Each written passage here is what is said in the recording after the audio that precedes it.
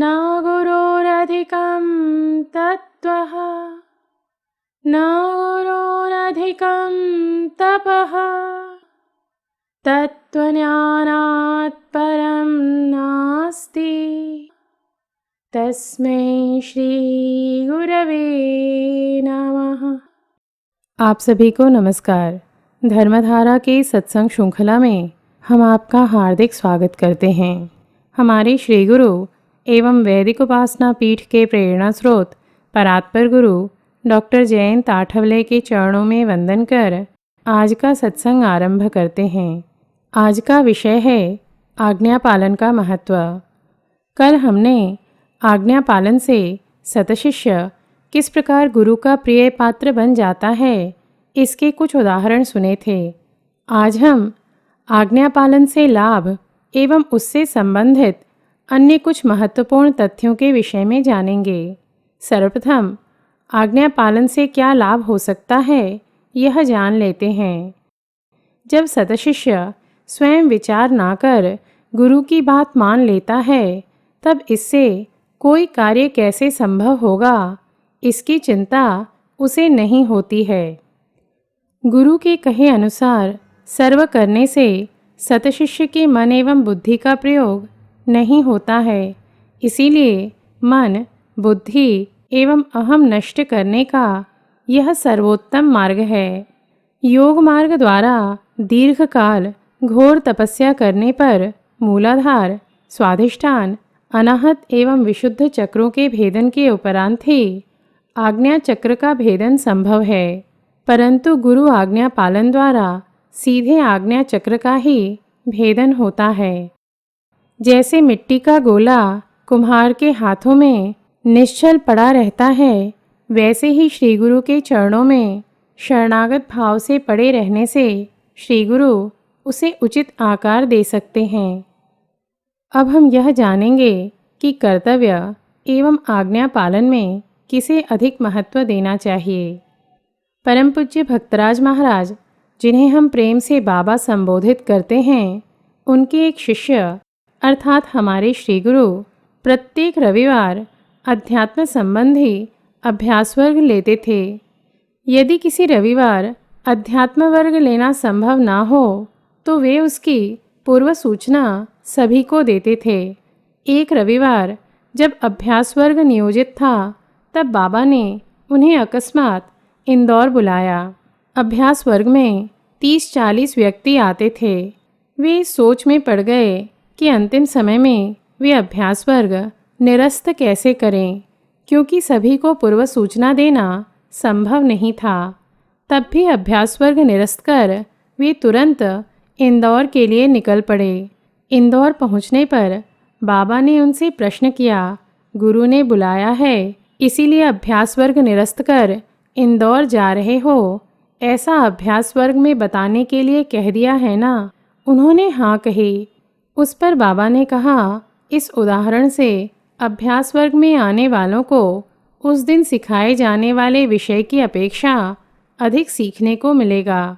अर्थात बाबा ने यह सिखाया कि कर्तव्य पालन की अपेक्षा गुरु आज्ञा पालन का अधिक महत्व होता है। गुरु आज्ञा पालन में बुद्धि का प्रयोग नहीं करना चाहिए। इसके विपरीत गुरु आज्ञा पालन हेतु बुद्धि का प्रयोग करना चाहिए।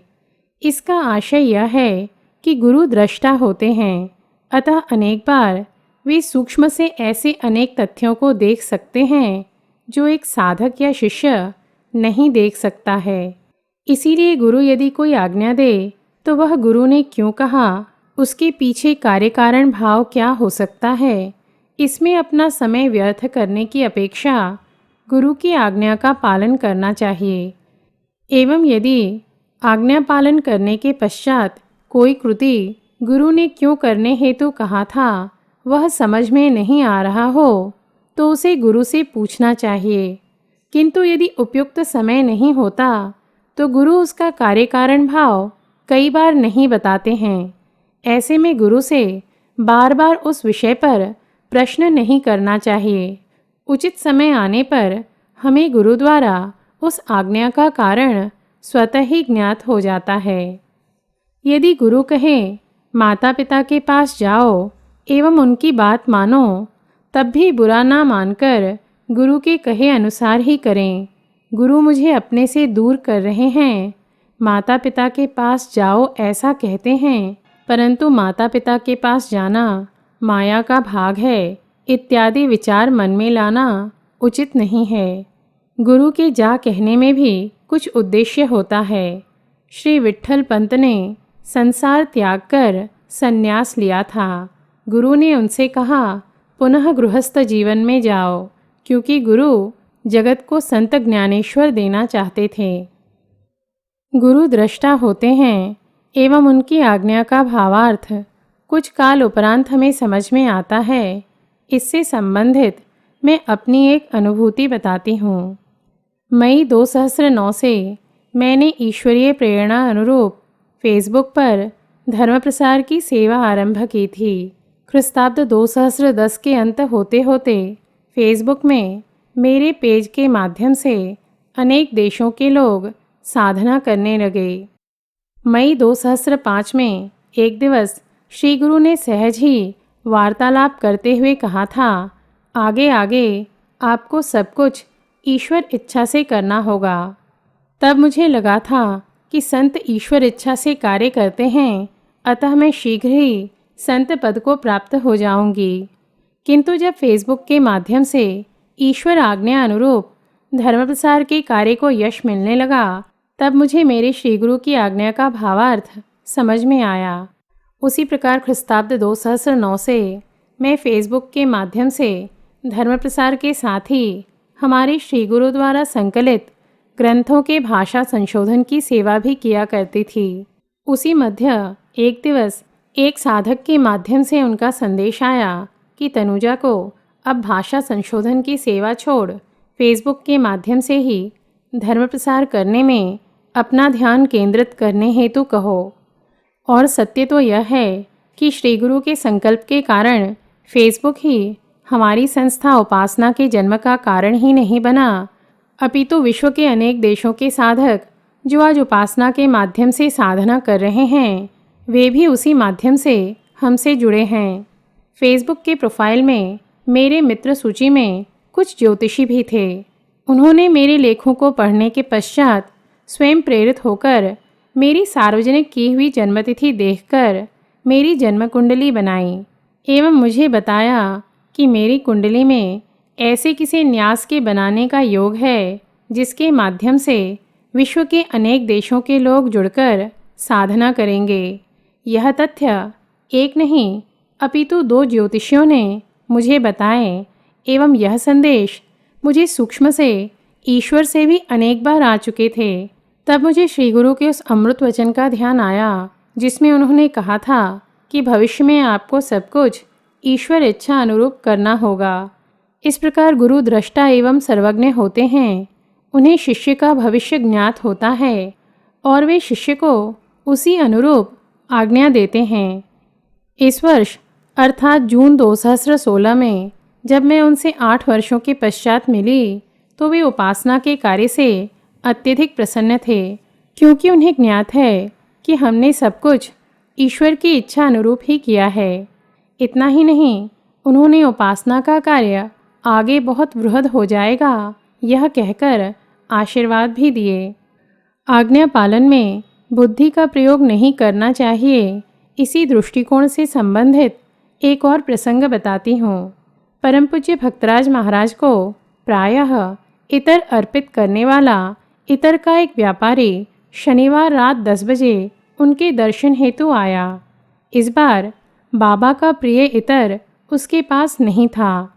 उसने अपनेपन से कहा, बाबा कल दुकानें बंद हैं, इसीलिए आपका प्रिय इतर नहीं मिल सकेगा। परंतु उसी प्रकार का एक अन्य उत्तम इतर मेरे घर पर पड़ा है जो किसी अन्य के लिए लाया हूँ, वह कल लेता आऊँगा। दूसरा इतर लेकर वह बाबा के पास आया और उन्हें वह इतर सूंघने के लिए दिया। इस पर बाबा क्रोधित होकर बोले, इस इतर की 10-10 बूंदें शौचालय एवं स्नान गृह में डाल दो। उनकी आज्ञा अनुसार एक साधक ने शौचालय एवं स्नान गृह में 10-10 बूंदें इतर डाल दीं। वह व्यापारी भी शिष्य था, इसलिए ना ही वह क्रोधित हुआ और ना ही उसने बुरा माना। गुरु को प्रिय इतर उपलब्ध न होने की स्थिति में बाबा को यह बात बताकर चुप रहना अथवा इतर के लिए 1-2 दिन प्रयत्न कर वह अर्पित करना, अथवा बाबा दूसरे गांव चले गए हों तब वहीं भिजवा देना, यह गुरु आज्ञा का पालन होता। अपनी बुद्धि का प्रयोग कर उसी प्रकार दूसरा इतर लाना भूल थी, इसीलिए बाबा ने उस इतर को शौचालय एवं स्नान गृह में डालने का आदेश दिया। अब हम कुछ साधकों ने बुद्धि का प्रयोग कर आज्ञा पालन किस प्रकार किया उसके कुछ उदाहरण देखेंगे।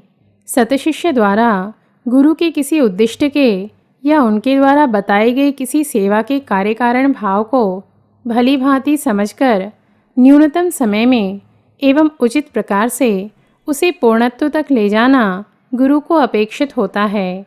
गुरु यदि कहे पूजा करो और शिष्य बुद्धि का प्रयोग कर अधिकाधिक अच्छे ढंग से पूजा करे तो यह अवज्ञा नहीं होती, अपितु गुरु इस बात से प्रसन्न होते हैं। इसी संबंध में एक दूसरा प्रसंग बताती हूँ। एक बार बाबा ने एक शिष्य से कहा, गोवा पहुँचने पर श्री पानसारे को प्रसाद दे देना, वह मेरा पुराना भक्त है। जब वह शिष्य श्री पानसारे के घर पहुँचा तो उसे ज्ञात हुआ कि वह चिकित्सालय में भर्ती है। वह वहीं से चिकित्सालय गया। उसने देखा कि श्री पानसारे अचेत पड़े हैं। उसने प्रसाद का एक कण उनके मुख में डाल दिया। गुरु आज्ञा पालन की यदि इच्छा हो तो ऐसे प्रसंगों में क्या करना चाहिए, यह बुद्धि को अपने आप सूझता है। अन्य कोई होता तो वह श्री पानसारे के घर जाकर द्वार खोलने वाले के हाथ में प्रसाद थमा देता और महाराज जी का संदेश देकर लौट जाता। आज्ञा पालन से संबंधित एक और दृष्टिकोण को समझने हेतु एक प्रसंग बताती हूँ। एक बार जब बाबा कांदड़ी में थे तो उन्होंने अपने एक शिष्य अर्थात हमारे श्री गुरु से पूछा, गाड़ी लेकर तरकारी लेने नारायण गांव जाओगे क्या? क्षण भर के लिए उन्हें लगा कि बाबा ने पूछा है जाओगे क्या, इसीलिए वह अपने मतानुसार उत्तर दे सकते हैं। उन्हें लगा कि हम बाबा के सानिध्य हेतु आश्रम आते हैं, वह छोड़कर तरकारी लेने क्यों जाऊं? परंतु तुरंत ही उन्हें समझ में आया कि बाबा का प्रश्न, इच्छा एवं आज्ञा सब एक ही है, इसीलिए उन्होंने शीघ्र ही हाँ कर दी। इस पर बाबा बोले, यही अपेक्षित था। किसी को गुरु बना लेना सरल है, किंतु गुरु की आज्ञा पालन करना कठिन होता है। वस्तुतः लगभग 70% स्तर के आगे जीवन में स्वयं हेतु कुछ विशेष करने के लिए शेष नहीं रह जाता। इसीलिए शिष्य गुरु के कहे अनुसार आचरण कर पाता है। गुरु आज्ञा पालन की क्षमता गुरु आज्ञा में ही होती है। गुरु कभी ऐसा नहीं कहते जिसका पालन हम नहीं कर सकते। यद्यपि आज्ञा पालन नहीं हो पाएगा ऐसा बाह्यतः प्रतीत हो, तब भी गुरु अंतर में आज्ञा पालन का सामर्थ्य प्रदान करते हैं। इस संबंध में मैं अपनी एक और अनुभूति बताती हूँ। मई 1997 में जब मैं प्रथम बार श्री गुरु से मिली थी तो उन्होंने कहा था, आप जब भी बिहार जाएं वहाँ धर्म प्रसार करें, क्योंकि वहाँ अत्यधिक रजतम है। उस समय हमारे माता पिता बिहार में रहते थे। जनवरी 1999 में एक दुर्घटना में हमारे माता पिता का देहांत हो गया, किंतु तब भी मेरे मन में श्री गुरु की वही आज्ञा गूंज रही थी एवं उनकी आज्ञा में निहित शक्ति के कारण मैं अपने माता पिता के देहांत के मात्र 25 दिवस पश्चात धर्म प्रसार की सेवा आरंभ कर पाई।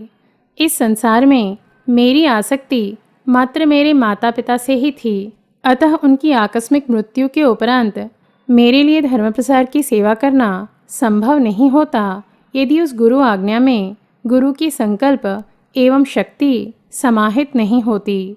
इस प्रकार गुरु जब आज्ञा देते हैं तो उस कार्य को सिद्ध करने की शक्ति भी हमें देते हैं। गुरु आज्ञाकारिता 2 चरणों में समझी जा सकती है। प्रथम चरण है गुरु के कहे अनुसार कार्य करना एवं द्वितीय चरण है गुरु के मन की बात जानकर कार्य करना। खरा शिष्य वह होता है जो गुरु की मन की बात जानकर कार्य करता है। ऐसे शिष्य का गुरु से सूक्ष्म से अनुसंधान होता है।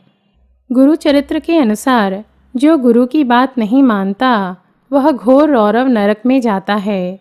वह यमलोक में वास करता है एवं अखंड कष्ट भोगता है। वह नर पापी और दरिद्र बनकर रह जाता है।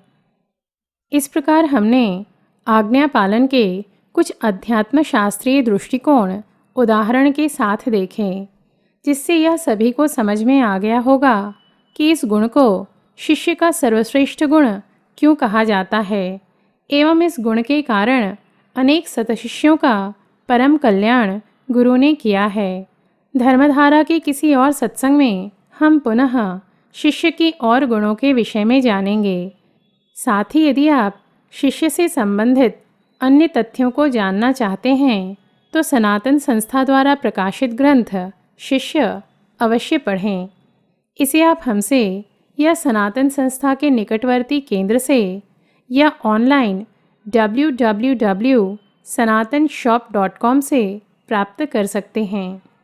आज इन्हीं शब्दों के साथ हमारे श्री गुरु के चरणों में कृतज्ञता व्यक्त कर सत्संग समाप्त करते हैं। धर्म और अध्यात्म से संबंधित धर्मधारा के सत्संग श्रृंखला में हम नए तथ्यों के साथ पुनः उपस्थित होंगे। तब तक के लिए नमस्कार। जय तो हिंदू राष्ट्रम।